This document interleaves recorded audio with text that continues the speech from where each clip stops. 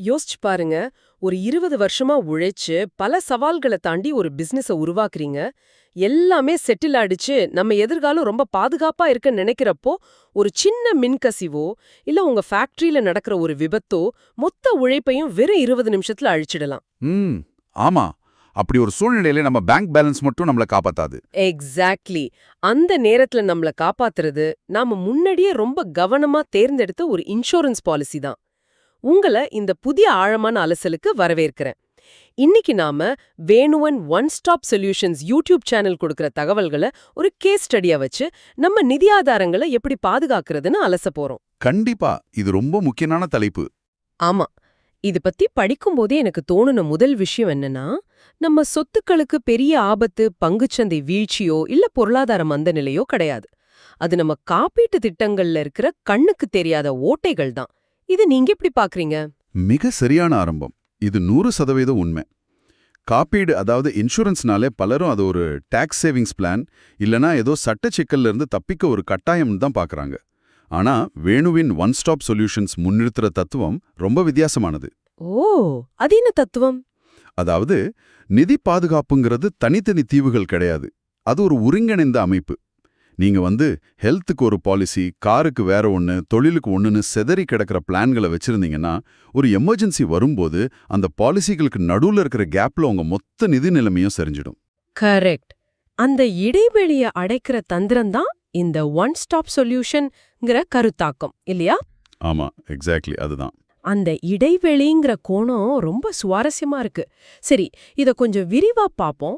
இந்த அமைப்போட முதல் படியா அவங்க சரியான சுகாதார காப்பீடு பத்தி நிறைய பேசுறாங்க. குறிப்பா the new India Yuva Bharat health பாலிசின்னு ஒரு வழிகாட்டுதல முன்னிலைப்படுத்துறாங்க.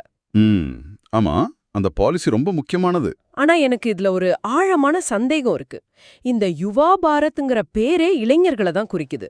இப்போ நான் 25 வயசு இருக்கிற ஒரு ஆரோக்கியமான இளைஞன்னு வச்சுப்போம். நான் ஹாஸ்பிட்டல் பக்கமே போறதில்ல. அப்படி இருக்கும்போது மழை வரத்துக்கு முன்னாடி கொடை வாங்குற மாதிரி எனக்கு எந்த நோயும் வராதுன்னு நம்பி நான் ஏன் என் பணத்தை இன்சூரன்ஸ் கம்பெனிக்கு கொடுக்கணும்? இது அவங்களோட வியாபார உத்தி தானே? மேலோட்டமா பார்த்தா அப்படி தோணலாம். ஆனா இத நாம ஆக்சுவரியல் சயின்ஸ் அடிப்படையில் அணுகணும். காப்பீடுங்கிறதே ஒரு ரிஸ்க் டிரான்ஸ்ஃபர் மெக்கானிசம் தான். நீங்க இளைஞரா ஆரோக்கியமா இருக்கும்போது உங்களுக்கு ஒரு நோய் வரதுக்கான வாய்ப்பு கணித அடிப்படையில் ரொம்ப கம்மி. அதனால அந்த ரிஸ்கை ஏத்துக்க காப்பீட்டு நிறுவனங்கள் ரொம்ப கம்மியான பிரீமியம் தான் வசூலிப்பாங்க.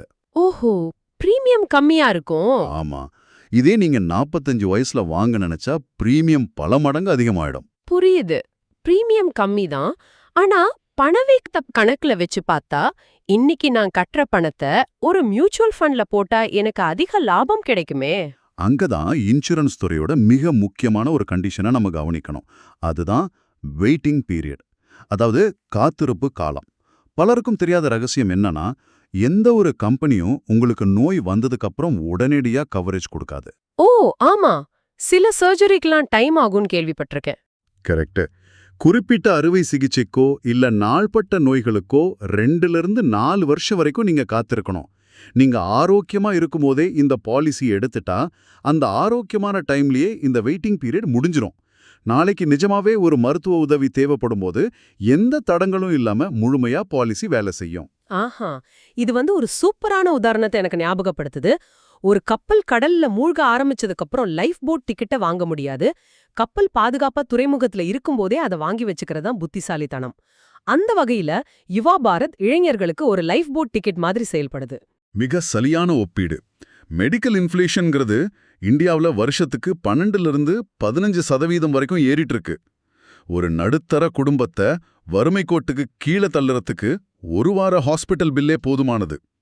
அதனால ஹெல்த் இன்சூரன்ஸ் ஒரு செலவு கிடையாது, அது உங்க மொத்த சேமிப்பையும் பாதுகாக்கிற ஒரு அரண். சரி, நம்ம உடலையும் ஆரோக்கியத்தையும் பாதுகாப்பான அரணுக்குள்ள கொண்டு வந்துட்டோம். அங்கிருந்து நம்ம உடல் உழைப்பால சிறுக சிறுக சேர்த்த சொத்துக்களோட பாதுகாப்பை பத்தி பேசுவோம். அவங்க சேனல்ல இந்தியாவில கார் இன்சூரன்ஸ் அப்புறம் ஃபயர் இன்சூரன்ஸ் வழிகாட்டி பத்தி வீடியோக்கள் இருக்கு. கார் இன்சூரன்ஸ் எதுக்குன்னு எனக்கு நல்லாவே தெரியும். விபத்து நடந்தா வண்டிக்காகிற செலவுக்கும் தேர்ட் பார்ட்டி டேமேஜ்க்கும் அது கட்டாயம். ஆனா இந்த ஃபயர் இன்சூரன்ஸ் விஷயத்துல எனக்கு ஒரு மாற்று கருத்து இருக்கு. சொல்லுங்க, அது என்ன மாற்று கருத்து? ரசாயன ஃபேக்டரியோ இல்ல சரக்கு குடோனம் தான் என் ஞாபகத்துக்கு வருது. இன்னைக்கு நாம வீடுகள்ல விறகடுப்பா யூஸ் பண்றோம். சின்ன இண்டக்ஷன் ஸ்டவ் இல்ல பாதுகாப்பான கேஸ் சிலிண்டர் தான் இருக்கு. ஒரு சாதாரண நடுத்தர குடும்பத்துக்கு இந்த ஃபயர் இன்சூரன்ஸ்ங்கிறது கொஞ்சம் ஓவரான விஷயமா தெரியலையா? இது நிறைய பேருக்கு வர்ற ரொம்ப லாஜிக்கலான கேள்விதான். பலரும் இங்க தான் தப்பு பண்றாங்க. ஃபயர் இன்சூரன்ஸ்ங்கிற பேரே ஒரு தவறான புரிதலை தருதுன்னு தான் சொல்லணும். இது வெறும் நெருப்பால ஏற்படுற சேதங்களை மட்டும் கவர் பண்ற பாலிசி கிடையாது. ஒரு நிமிஷம். நெருப்ப தாண்டி வேற எதெல்லாம் இது கவர் பண்ணுது? விரிவா சொல்லுங்களேன். அதாவது இத ப்ராப்பர்ட்டி அண்ட் ஸ்ட்ரக்சரல் இன்சூரன்ஸ்னு புரிஞ்சுக்கிறது தான் சரி. இப்போ நீங்க ஒரு அபார்ட்மெண்ட்ல இருக்கீங்கன்னு வச்சுப்போம். உங்க வீட்ல எந்த தப்பும் இல்ல. ஆனா பக்கத்து வீட்ல ஒரு கேஸ் சிலிண்டர் விபத்து நடந்தா அதோட அதிர்ச்சியில உங்க வீட்டு சுவர்கள் விரிசல் விடலாம். ஓ, அந்த மாதிரி டேமேஜும் இத வரும். கண்டிப்பா வரும். இல்லனா எதிர்பாராத ஒரு மின்னல் தாக்குதல்ல உங்க வீட்ல இருக்கிற பல லட்சம் ரூபாய் மதிப்புள்ள டிவி, ஏசி மாதிரி எலக்ட்ரானிக் பொருட்களும் எரிஞ்சு போகலாம்.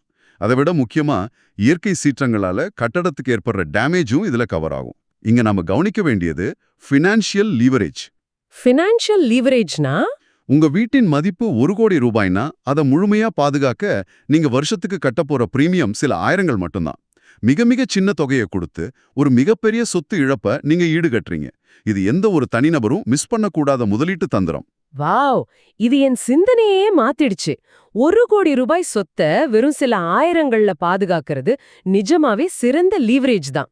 சரி, இதுவரைக்கும் நாம தனிப்பட்ட மனிதர்கள், அவங்க வீடுகள், கார்கள்னு பார்த்தோம். இப்போ இத பொறுப்படி மேல எடுத்துட்டு போவோம். சொல்லுங்க. ஒரு கட்டிடம் தீப்பிடிச்சா ஃபயர் இன்சூரன்ஸ் மூலமா அத கட்டிப்படலாம். ஆனா அந்த தீ விபத்துல அங்க வேலை செய்யற ஒரு தொழிலாளிக்கு பலத்த காயம் பட்டா என்ன நடக்கும்? இங்கதான் விஷயம் ரொம்ப சுவாரஸ்யமா ஆகுது. இததான் வேணுவின் சேனல் தொழிலாளர் இழப்பீட்டு காப்பீடு, அதாவது ஒர்க்கர்ஸ் காம்பன்சேஷன் இன்சூரன்ஸ்னு பேசுறாங்க.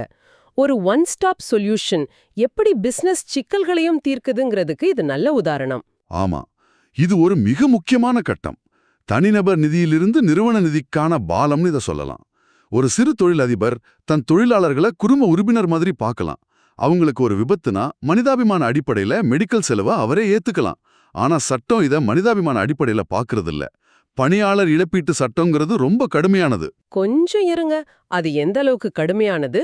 சாதாரணமா ஒரு மருத்துவ காப்பீடு இருந்தா போதாதா? எதுக்கு தனியா தொழிலாளர் இழப்பீட்டு காப்பீடு? ரெண்டு முற்றிலும் வேறே. சாதாரண மெடிக்கல் இன்சூரன்ஸ் ஹாஸ்பிட்டல் செலவு மட்டும்தான் கொடுக்கும். ஆனா பணியாளர் இழப்பீட்டு சட்டம் கம்பெனியோட லீகல் லையபிலிட்டியை நிர்ணயிக்குது.